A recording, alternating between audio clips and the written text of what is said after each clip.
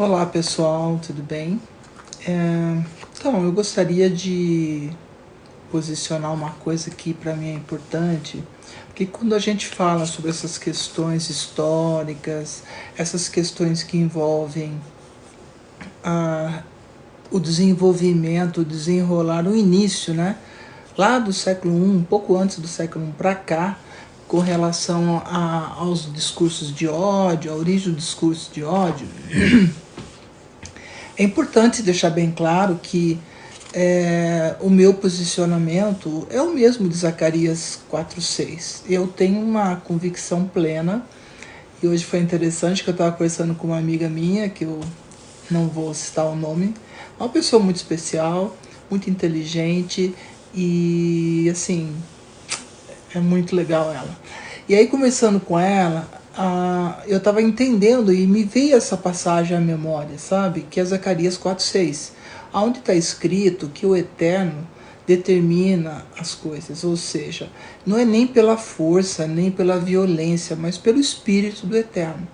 Isso é fácil de entender, né? Porque todas as vezes que as pessoas, seja lá quem for, religiosos, enfim, essas pessoas de modo geral, elas querem te converter à força, elas querem te obrigar a seguir o que elas acreditam, sem sequer questionar o conteúdo e as doutrinas que estão ali envolvidas, né?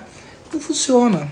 E não funciona exatamente por isso, porque o Eterno deixou muito claro que esse tipo de entendimento, esse tipo de discernimento não será colocado pela força nem pela violência em nenhum ser humano.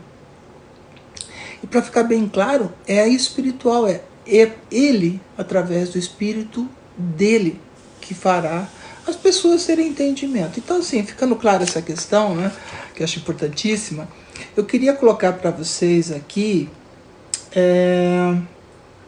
essa que é uma posição que eu tenho com relação aos mais de 45 anos de estudo sobre o assunto, e tudo que eu coloco é de uma forma muito objetiva, muito clara, muito definida, citando o tempo, espaço, local, contexto e todo o conhecimento necessário para a compreensão daquilo que está sendo dito ali. Eu escrevi um livro, não foi à toa, né? O livro ele traz uma série de responsabilidades que é objeto de estudo, de pesquisa, e será, não agora, não nesse momento, mas a partir desse momento e daqui para frente, um ponto de referência no que se refere a quando as pessoas começam a fazer discursos de ódio, né? Então, assim, esse que eu queria deixar claro para vocês, né? Nós estamos falando sobre leitura e estudo da história das traduções das Bíblias. Nós estamos falando o aspecto que essas pessoas que fizeram traduções interpretaram. São humanos, são pessoas humanas, são sujeitas a qualquer tipo de equívoco, né? E aí que entra a questão que como é que isso foi acontecendo nos idiomas, né? Então nós temos, hoje confirmado pelos manuscritos do Mar Morto, nós temos o idioma das escrituras, hebraico, certo? Claro que era um hebraico mais antigo do que o que existe hoje. É claro que isso se manteve, foi mantido, exatamente porque no decorrer do tempo e do espaço houve um compromisso de pessoas que não traduziram e mantiveram o texto original, né? Isso é uma coisa interessante, é uma coisa importante. Eu fiz um vídeo sobre o papel dos escribas. Para quem não sabe, se você abrir agora a Bíblia hebraica, no final de cada livro existe uma contagem de todas as letras que estão ali. Existe um aspecto de conferência, de tal maneira que tem inclusive o nome, a pessoa que fez, o escriba que fez aquela repetição do texto, para que ele pudesse também ser conferido. Ao contrário das traduções, as traduções não são assim, elas não funcionaram dessa maneira e nunca serão, né? Porque é outro tipo de avaliação que é feita.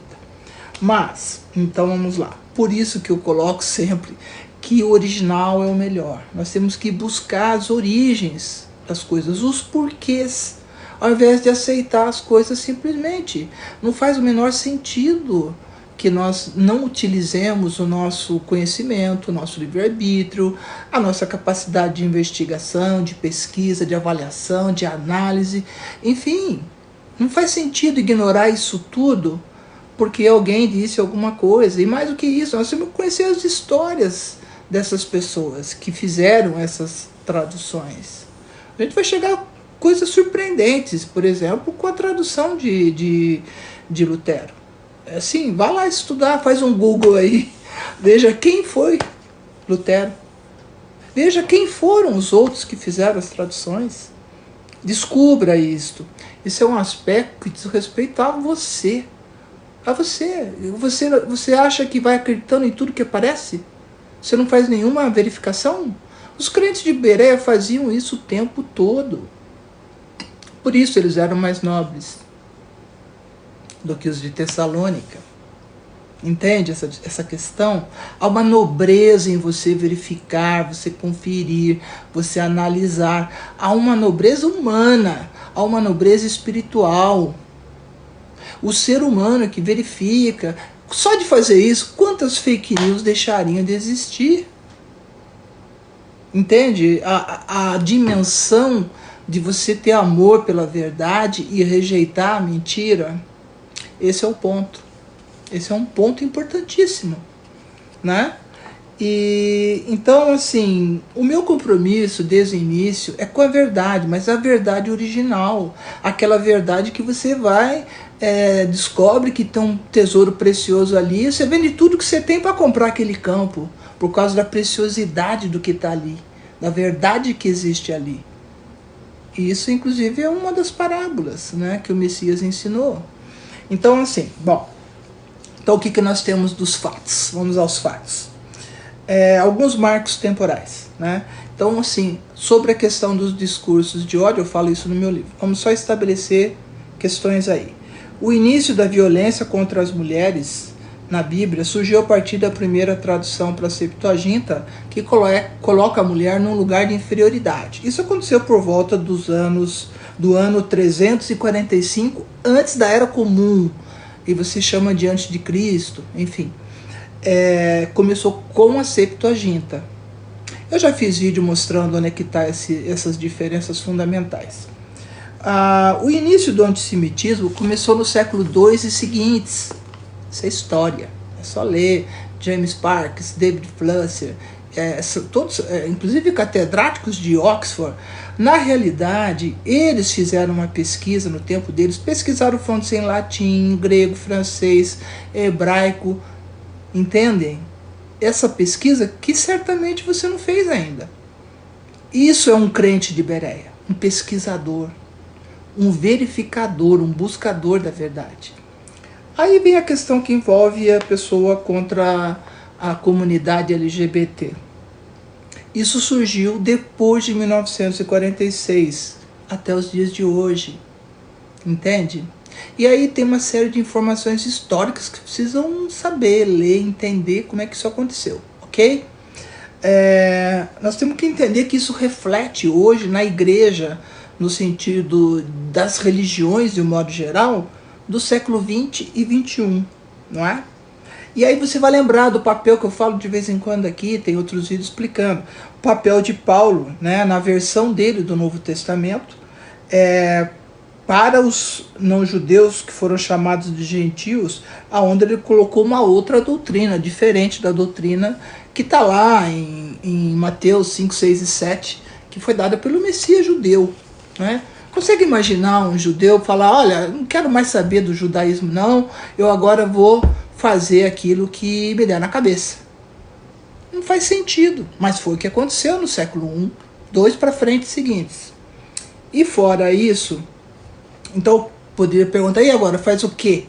Simples, vamos voltar para os originais, tá ok? Os originais dizem o que houve. E você vai juntando todas essas informações, você vai partir da mesma premissa que eu tive e que eu fiz para escrever um livro.